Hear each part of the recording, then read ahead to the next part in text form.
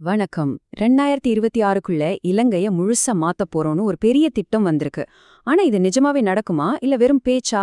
வாங்க இந்த லட்சிய திட்டத்தோட ஆணிவேரான கல்வி மற்றும் பொருளாதார திட்டங்களை நாம ஆழமா அலசி ஆராயலாம். ஆமா, இதுதான் இப்ப எல்லாரும் மனசுலயும் இருக்கிற கேள்வி இல்லையா? ஒரு புது கல்வி முறை, ஒரு பிரம்மாண்டமான பொருளாதார முதலீடு. இதெல்லாம் ஒரு பிரகாசமான எதிர்காலத்துக்கான உறுதியான படிகளா இல்ல வெறும் காகிதத்துல இருக்கிற கனவா? வாங்க இந்த மாற்றத்தோட மையத்துக்குள்ள போய் என்னதான் இருக்குன்னு பார்க்கலாம். பாருங்க, இந்த முழு மாற்றத்தோட அஸ்திவாரமே ரெண்டு விஷயம்தான். ஒன்னு, அறிவு. அதாவது கல்வி முறைய மொத்தமா மாத்தி அடுத்த தலைமுறைய தயார்படுத்துறது. இன்னொன்னு வளர்ச்சி. பொருளாதாரத்துக்கு புது ரத்தம் பாய்ச்சி எல்லாருக்கும் வாய்ப்புகளை உருவாக்குறது. இந்த ரெண்டும் ஒன்னு சேரும்போது ஒரு புதிய இலங்கை எப்படி உருவாகும்னு தான் நம்ம பார்க்க போறோம். சரி, அப்ப முதல்ல அஸ்திவாரத்திலிருந்து ஆரம்பிக்கலாம் இல்லையா? எந்த ஒரு தேசத்தோட எதிர்காலமோ அதோட வகுப்பறைகள்ல தான் வடிவமைக்கப்படுது. அப்போ இலங்கையோட கல்விக்கான இந்த புது பிளான் எப்படி இருக்குன்னு பாப்போம். இது வெறும் பாடத்திட்டத்தை மாத்துறதில்ல, இது மொத்த சிஸ்டத்தையுமே மாத்துற ஒரு புரட்சி. இனிமே வெறும் மனப்பாடம் பண்ணி பரீட்சை எழுதுற காலம் முடிஞ்சிடுச்சு. அதுக்கு பதிலா மாணவர்கள் யோசிக்கிறதுக்கும் உருவாக்குறதுக்கும் இந்த டிஜிட்டல் உலகத்துல ஜெயிக்கிறதுக்கும் தேவையான திறன்களை வளர்க்க போறாங்க. இலக்கு ரொம்ப தெளிவு. இலங்கையா உலக அரங்கில் போட்டியிடக்கூடிய புதுமையாளர்களின் தேசமா மாத்துறதுதான். படிப்பும் மட்டும் முக்கியம் இல்ல, நல்ல குணமும் முக்கியம் இல்லையா? அதுக்கு தான் இந்த ABCDE ஃப்ரேம்வொர்க்க கொண்டு வராங்க. இது வெறும் பாடங்களை பத்தினது இல்ல, இது ஒரு மாணவரோட குணநலன்களை உருவாக்குறதுக்கான ஒரு வழிகாட்டி. சொல்லப்போனா இதுதான் நவீன கல்விக்கான ஒரு தார்மீக திசைகாட்டி. இந்த ABCDல இருக்கிற ஒவ்வொரு எழுத்தும் ஒரு முழுமையான மாணவரை உருவாக்குது. A வருகைக்காக, ஸ்கூலுக்கு வந்தாதானே கத்துக்க முடியும். B பிணைப்புக்காக, அதாவது சமூகத்தோட இணக்கமா வாழறது.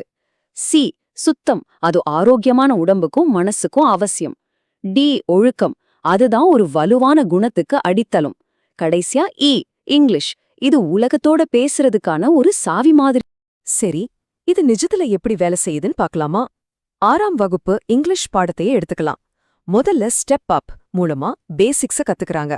அப்புறம் வாழ்வர்க்கான வாசிப்பு மூலமா படிக்கிற பழக்கத்தை வளர்த்துக்கறாங்க. கடைசியா என் கண்ணாடி சுவர் மூலமா தங்களோட எண்ணங்களை தைரியமா எழுத கத்துக்கறாங்க. இது வெறும் படிப்பில்ல, இது ஒரு பயணம். இன்னைக்கு இருக்கிற வேலை நாளைக்கு இருக்குமான்னு சொல்ல முடியாது. அதனாலதான் AI, அதாவது செயற்கை நுண்ணறிவு பாடத்திட்டத்துல கொண்டு வராங்க. ஆனா டெக்னாலஜி மட்டும் போதாது, மனுஷங்களால மட்டும் செய்யக்கூடிய விஷயங்கள், அதாவது ஆழமா யோசிக்கிறது, புதுசா உருவாக்குறது, மத்தவங்கள புரிஞ்சிக்கிறது, இதுவும் ரொம்ப முக்கியம். இந்த திட்டம் இது ரெண்டையும் சேர்த்து தொழில்நுட்பத்தை வழிநடத்தக்கூடிய ஒரு தலைமுறைய உருவாக்குது. சரி, இப்போ சூப்பரா படிச்ச ஒரு தலைமுறை ரெடி. ஆனா அவங்களுக்கு வேலை வேண்டாமா? அங்கதான் இந்த திட்டத்தோட 2வது பாகம் வருது, பொருளாதாரம். இந்த லட்சிய பார்வைக்கு எரிபொருளா இருக்க போற அந்த பிரம்மாண்டமான முதலியத்து திட்டத்தை இப்ப பார்க்கலாம். இந்த நம்பரை ஒரு நிமிஷம் பாருங்க. 8583 பில்லியன் ரூபா.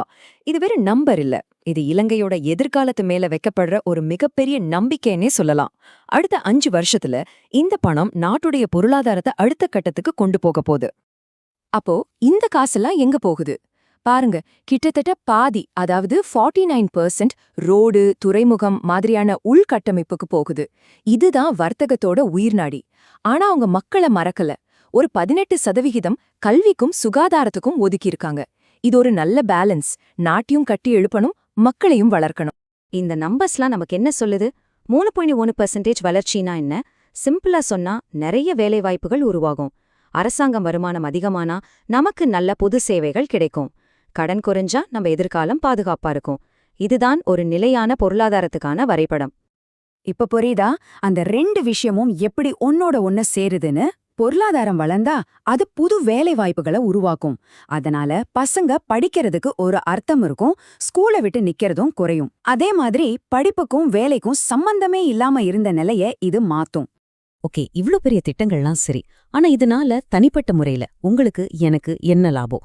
ஒரு மாணவரா, ஒரு தொழில் முனைவோரா உங்க எதிர்காலம் எப்படி மாறப்போகுது? வாங்க பார்க்கலாம். முன்ன மாதிரி ஒரே கம்பெனில ரிட்டையர் ஆகுற வரைக்கும் வேலை பார்க்குற காலமெல்லாம் போச்சு. இனிமே கிக் எக்கானமி தான். அதாவது உங்களுக்கு பிடிச்ச ப்ராஜெக்ட்ல வேலை செய்யறது, ஃப்ரீலான்ஸ் பண்றது, நீங்களே உங்களுக்கு பாஸா இருக்கிறது. கண்டென்ட் உருவாக்குறவங்களுக்கும் டிஜிட்டல் மார்க்கெட்டிங் நிபுணர்களுக்கும் தேவை அதிகமாக போகுது. இந்த புது கல்வி முறை உங்களை அதுக்கு தான் தயார்படுத்துது. கல்வி முறையே மாறும்போது யோசிச்சு பாருங்க, டெக் அதாவது கல்வி தொழில்நுட்பத்துல எவ்வளவு வாய்ப்புகள் இருக்கும்னு. நீங்களே ஒரு ஆன்லைன் கோர்ஸ் ஆரம்பிக்கலாம், இல்ல டீச்சர்ஸ்க்கு உதவுற மாதிரி ஆப்ஸ் உருவாக்கலாம், கற்றலை இன்னும் சுவாரஸ்யமா மாத்துற கருவிகளை உருவாக்கலாம். தொழில் முனைவோருக்கு இது ஒரு பொன்னான வாய்ப்பு. உங்க திறமைக்கு இனி இலங்கையோட எல்லைகள் ஒரு தடையே இல்ல. அப்வொர்க் மாதிரி பிளாட்ஃபார்ம்ஸ்ல நீங்க இங்க இருந்துகிட்டே அமெரிக்காவில் இருக்கிற ஒரு கம்பெனிக்கு வேலை செய்யலாம்.